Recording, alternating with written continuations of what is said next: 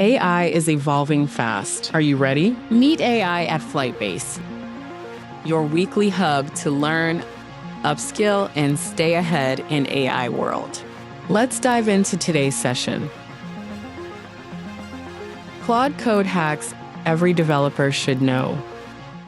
Claude is actually getting configured in our IDE, and then take it forward to like what all things I have been using to supercharge my Claude. So let's just start with a bit of configuration that Claude has in our laptop, and then we will go ahead into like what kind of things I have been using to actually ground my Claude, or even tools I have been using as a whole. So we can see there are pretty much not that much of a thing that Claude does, but we have usual things: agent, commands, backups, ID, logs, plugins, project, shell snapshot, static, and to-dos. So these plugins, shell snapshot, static, projects, and to-do are something internal that we cannot play with, even with backup and logs in Claude. But these three things, agent, commands, and IDs, the place where you need to be. To be honest, what I have been doing is I am too deep into commands and ID as of right now. So ID is pretty simple. That is something I will take you toward. But agents are something which is getting overshadowed by command for me. So let's just go and see like what I have been doing with these things. So this SC is the framework that we have been using. SC is basically SuperCloud. And let me just go ahead and see like what I have been using. So this is my analyze tool or analyze command by SuperCloud. This thing gives you power to actually analyze stuff that you want to do in your own Claude. So currently usage is you just need to apply the command. You need to give the focus of things like what kind of analysis you want to do. And third is how deep you want it to be and the format that return should be. So these are small commands that has been given by SuperCloud to us. Not just analyze one, but there are plenty, to be honest, close to 15 or 18 or 19, I think so. So this thing enables me to actually do a lot of dev things without actually jumping into the agent side of things, because to be honest, I like control in my code base. So using agents is something I don't prefer. Uh, Similarly, in the agent side of things, I again have a lot of agents, but uh, I don't invoke agent as much because I have been using a lot of MCPs, which gives me the same power that agent are giving. I know about like the context filling part, but to be honest, I need my main thread to have the context of what all has changed and what all has not changed, because agent has gone rogue for me a while. So let's just start with the workflow. Let's just start with what I have configured. So as I said, like I have commands of from NC, a lot of commands of what they need to do. So these are the ones that I usually do. I usually use brainstorm. I usually use like the workflow one and explain one. And apart from that, others are pretty good to have, but not necessary, to be honest. And if I go to my agents, so these are the one that has been configured, but uh, to be honest, being a backend developer, not knowing what React is something that this is a small one that I use, but apart from that, I don't go that much into agents because they kind of create a little bit of problem when you're working on a really huge code base. Uh, Coming back to this thing, so to compensate with agents, what I have done is I have asked my Claude to actually prefer and go to MCPs before even committing to agents. So there are a lot of good MCPs that we have right now. So these are like 15, 17 things that I use. I have pretty much disabled all of them through config only. I do not want to actually take out the config itself. So I have either put a wrong API key on some of them so that my Claude won't be able to use it. But here are like few of them that I usually use. Chrome MCP that sort of took uh, last session is something which is like really useful. Context 7 for actually having the context of each and everything. So you can pull document of close to 1,000 of libraries right now. File system used to be good, but I have disabled it now. Claude has capabilities to do that thing as of right now. FlytBase MCP is something that we are building. Figma for creating the front end thing. GitHub is something which used to work like really good initially, but right now there are better ways to do things. So I will actually go into that part too a bit. GitLab again, GitLab worked great. Magic is actually creating front end components. So this is for like truly vibe coded product. So if somebody wants to have components without actually creating a component library, Magic is something that they can use. Again, memory. So when things come to agent, creating a separate memory which is recallable is something which is kind of a superpower. So this is IMCP for that. MongoDB for calling our like staging and depth thing. Morph LLM fast apply is actually whenever you need to get things done in like really quickly on vibe coded part, you do not have to like wait for it. The suggestions by this thing is like really fast. Playwright is to play with Chrome again, both Playwright and Puppeteer. Sequential thinking. So I think we need to go a little bit deeper into that. So sequential thinking actually let your model, which is not a thinking model, to think deeply. So in a way, it actually makes your LLM go again and again into why do they need to do this stuff to get this result. So they usually take a minute or two, but the kind of output that I get after using this sequential thinking is way better because I have been using a lot of models which are not that great in thinking. So if somebody is looking into that, please do give a try to sequential thinking.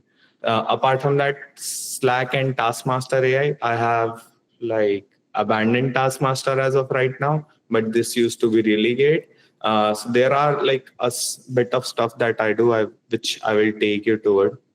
Most MCPs are open in this page also. We have over here. Okay. So let me just take you to my repo again and start the Claude out of it. Let me just open up the Claude.md. So coming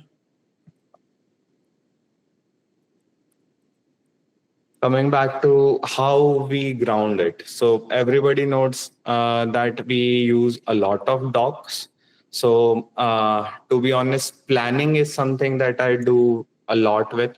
So starting with whenever I start with Claude, I usually just do Shift and Tab to actually go into the plan mode first. If you guys can see plan mode, I usually use the SC brainstorm one to create a doc. Oh, sorry, I haven't actually put it anything, but whenever you do this, this will not commit anything into your code, but actually will decide to create a plan out of it, like what does need to be done and what kind of changes do we have. And apart from that, what I have also done is I have created a planning doc for this thing. Let me just search through it. Claude planning.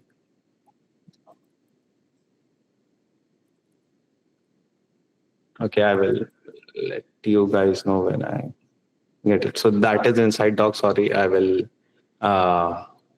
revisit this thing. But what I have done is I have given this thing a structure. First of all, if I want to use agents, I will specify like use agent for this thing. The purpose for agent and the expected output that I need from the agent themselves for a section of code. So what I do is I usually plan for a feature. I create a doc out of it, but as we humans do, I create small task list of that feature. So this thing starts with an architecture, then we go with what needs to be done first, then the second part and the third part. So kind of a waterfall kind of a thing, not agile, because agile does not work great with Claude or any other tools. After doing that, I usually specify like what kind of things I want to use over there. Do I need to use agents? Do I need to use MCPs to get those things done? And do I need to do any post processing? So there are things you can do with hooks, which uh, is something like kind of executing a bit of code before taking your before asking Claude to do something, or doing it afterward Claude has done something. So I usually write if he needs to do something, and block by block I start executing. I never let it execute for more than 1 or 2 blocks usually when I'm doing front end, because I too am like not that great in front end, and I cannot take it through the process that great. So I let it flow over there. But in backend, I usually take look on what he has done and does he has followed each and everything or not. So that's how we are grounding in.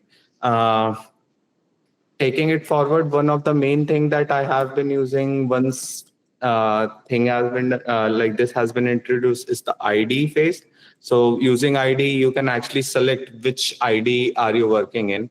So right now I do not have, yeah, I have an ID open. So this thing will get connected to the cloud automatically. Yeah, I have the planning doc. I don't know why I don't have that over there. But using this thing, what happens is if you select something, or let's say if you edit something, or if you have, let's say, files on your changes, or if you want to commit it. So the whole ID context is with Claude right now. Whenever you select the /ID and are able to configure it using this, usually what I do is I can run Claude on my terminal over here, and can even, let's say, whatever Claude is doing, I can see and change it over here. And even after that, Claude has context over it. So one of the main disadvantage with changing your own code when Claude was working on it was that Claude does not use to had context.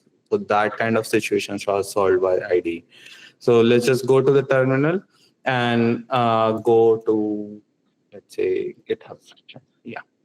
So this is what I was talking about. /install GitHub app. So this allows you to call GitHub even in your repos or pages of GitHub. You can do @Claude and ask it to do, let's say, security search, or even want to do, let's say, check the PR itself. Does the PR was great or not? Or if you want to do a security analysis and things like that. This is really powerful. I have seen this thing like 2 to 3 days ago, but this thing still not kind of merged in our code base. This is more of a post processing. This actually works whenever CI/CD gets triggered, so that vulnerabilities and things can be scanned before actually pushing things out to production. So this is kind of a way that I think Claude has done wrong. Before actually merging the code itself, they should be able to process things out. But right now the workflow is like this. So I would say, like, don't use it if your code is you don't want to merge it before actually reviewing it. But if you want to really use Claude, you can actually just go ahead and merge and test it out with Claude. So let me show you the Claude.md planning file. So these files are usually created by Claude only for me. What I do is I usually tweak small parts out of it. Like the if there is testing, what should be done. Usually what happens is we are testing things out, and Claude reruns thing, and your bash port is already taken. So they will actually spin up program in bash port, which is not default, to be honest, and you won't be able to close it out. So I usually ask him to ask for a ask for a server where it is running before running it. And then I have hooks. What hooks does is just to ask them to close it, close every bash command that you are running before actually get terminating the session. So let's just start with here. So this is like pretty normal template. Claude can actually generate it in pretty like in a minute or two. So context, what needs to be done, why needs to be done, and success criteria, current state analysis. So if you do not have a success criteria, Claude does not go with testing. And I would suggest let's just start without the success criteria, because if you give Claude testing, he does not have all the context and things get a bit of messy. So again, like the technical approach, current state analysis, pretty standard stuff that we do with waterfall method. Let me just share the links with you. This is SuperCloud, which enables me with all the commands and agents that I have right now. System design, front end, back end, whatever you want right now.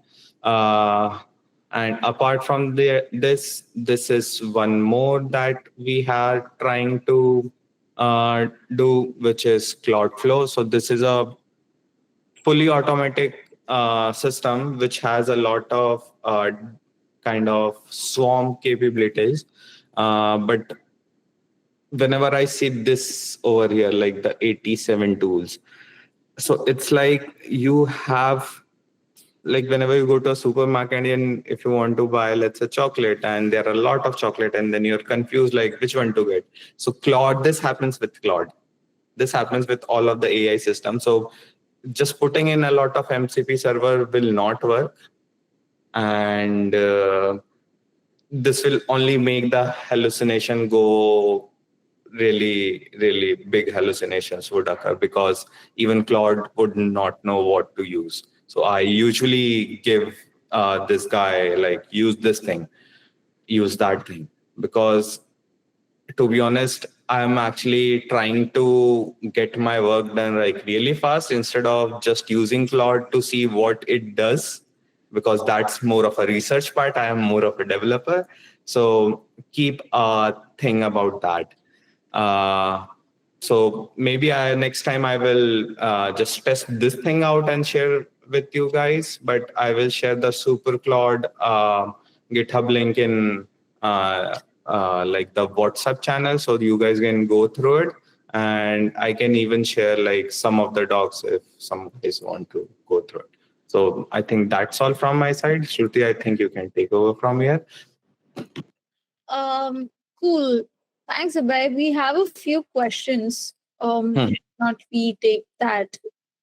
Okay. So the first question is, how do I decide if you need an agent, command, or an MCP? Sure.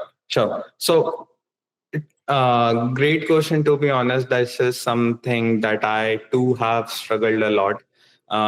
So whenever what I have done is I usually go through these things, like what the MD does. And if you can just see the MD for this thing, like the command and MD for the agents. Let me just, yeah.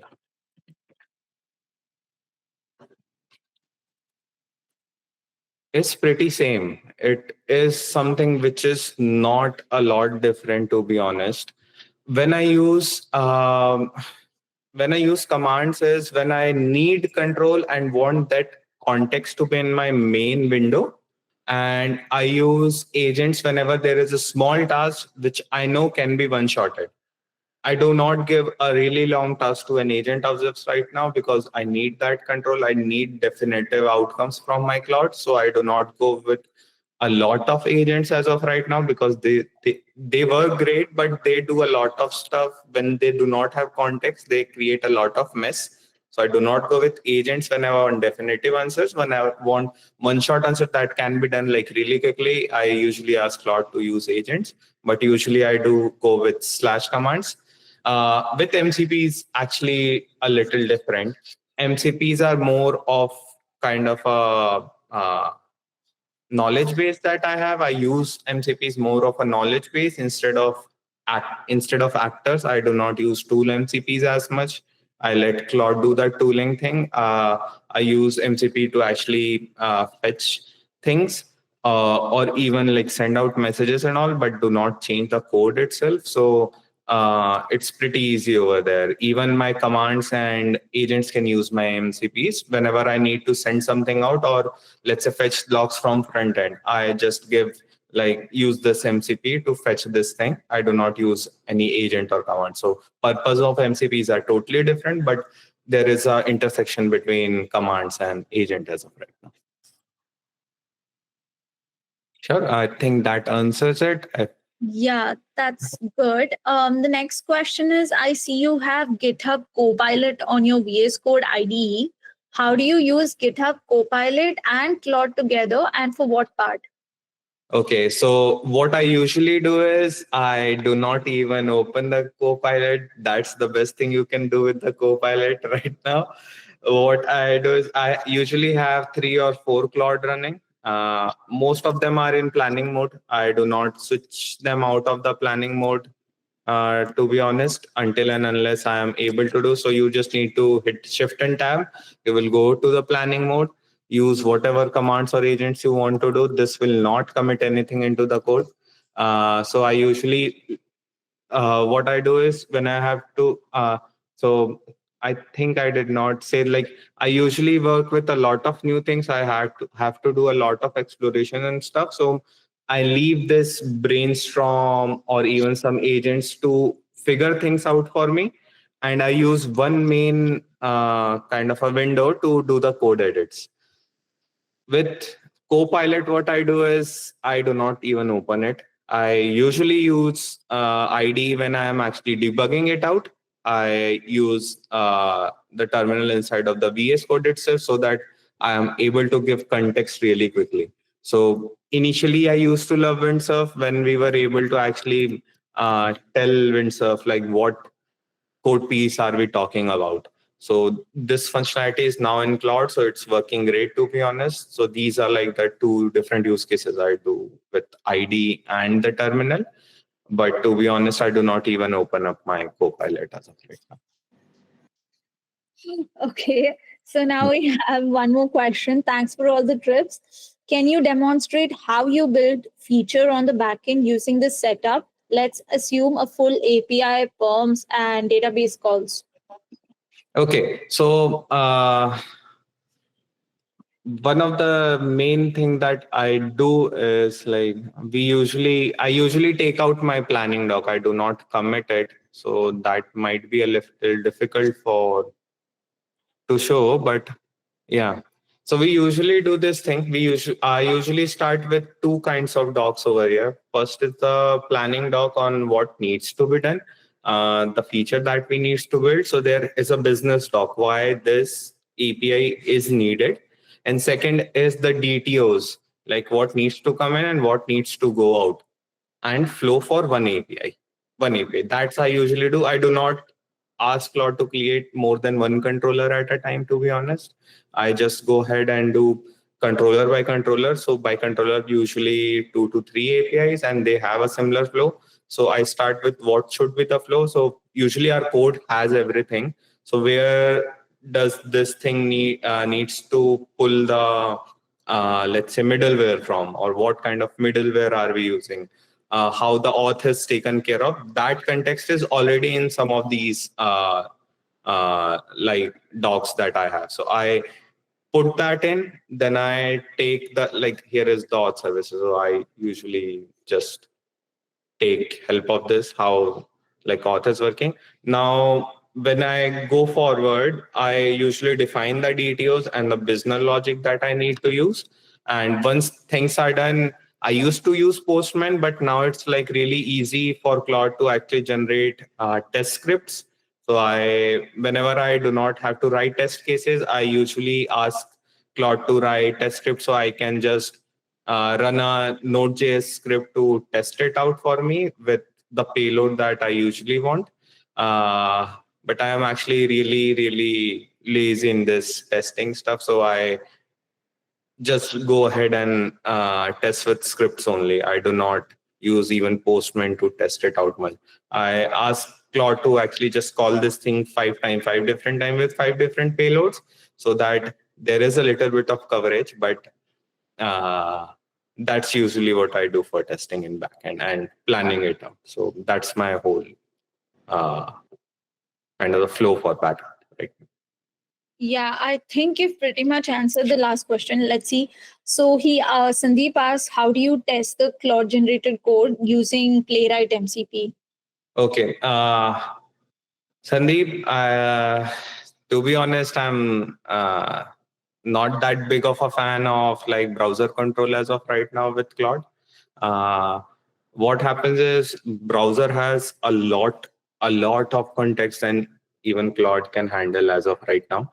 So what I usually do is there are ways where you can create strict docs and flows to be followed by Claude. So he can actually go ahead and even do those kind of stuff. So let's say if you ask him to go to this page and crawl and retrieve 15 web URLs for me, these are the stuff that they can do really great. I use Chrome MCP. I do not use Playwright, to be honest. Playwright was not working great like 2 to 3 months ago. So I have been sticking to Chrome MCP. I can even share that MCP link with you guys in the chat.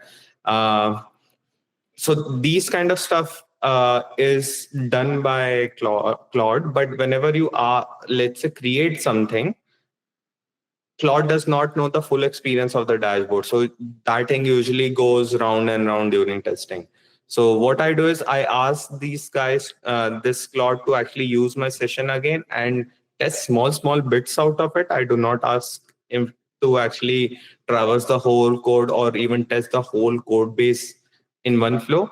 So using that, things are pretty fine, to be honest, but not that great even right now. You can do a lot of web scraping and a bit of stuff around discovery and like browser use, but still the context goes out like really quick if you do this thing. So I would advise to sticking to like small bits of it, small bits or small features to test with Cloud. Okay, Gajanan Kulkarni. Okay, he asked, have you done any experimentation on using non-anthropic models? Like, is it possible to do so? Right now, Janan, I haven't done that, to be honest. I have stuck to Sonnet even like before Claude 4, Claude 4 came in. I was working with 3.7 Sonnet, but right now 4 is working great for me. I haven't shifted to it. But one of the things that I didn't took care of was this thing. Let me just show you. There is a way to not get scammed by Anthropic, to be honest. Use your subscription with Claude Code. This does not require a kind of an API key. So the costing is way better than just using API keys. So I think this makes sense it makes sense to use your subscriptions over here. So this takes you to the browser and connects your this thing like account directly to it. So it is not that costly now to even use Claude Code. There are limits, but for a single user, it usually goes. That's great. I mean, Arshdeep asked, have you used Cursor or WAP? Cursor or WAP is great. Like Ashdeep, to be honest, WAP is like the de facto of like what terminal agent should be able to do. Cursor is something I'm not a fan of, to be honest. The tool calling stuff, the thing they do with their own agent is something that I don't like. I used to work with Windsurf, but after the I don't know what's the name of the Devin like firm, but after they have acquired it, I don't find it that useful. I have left out using Cursor and Windsurf as a whole, but WAP is like really great. Uh, uh, but the limits are hard in WAP.